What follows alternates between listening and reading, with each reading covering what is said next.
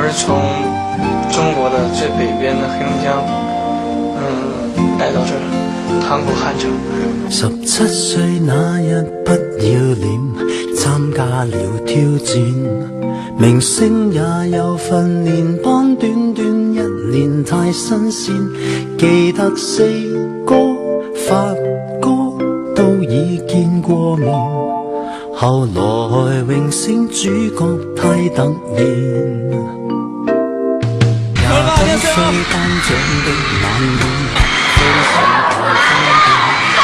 來聽我唱段情歌，一曲歌詞太經典，我的真音假音早已太熟練，然而情歌總唱不厭。喜歡我別遮臉，任由途人發現，儘管唱，用心把這情緒歌中演，唱情歌齊齊來一遍，無時無刻都記住掌聲響遍天，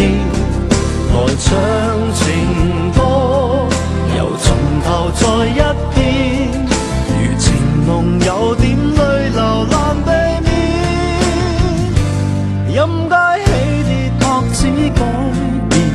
每首歌是每張臉。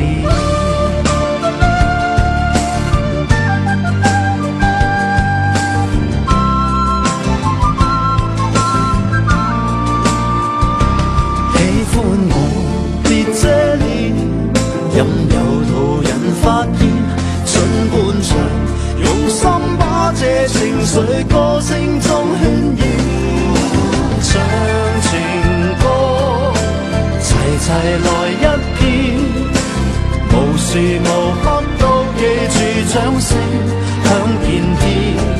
來唱情歌又從頭再一遍，如情濃有點淚流難避免，任街起跌拍子改變，年月變但我未變，齊齊來一遍，無時無刻都記住掌聲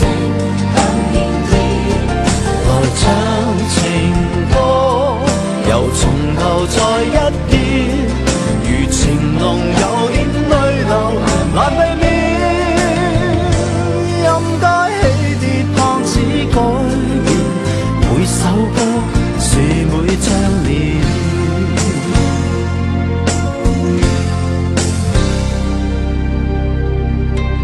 如今我40看從前，沙啞了聲線，回憶我期望那掌聲都依然到今天，那首潮水忘情水不再經典，仍長埋你的心中從未變。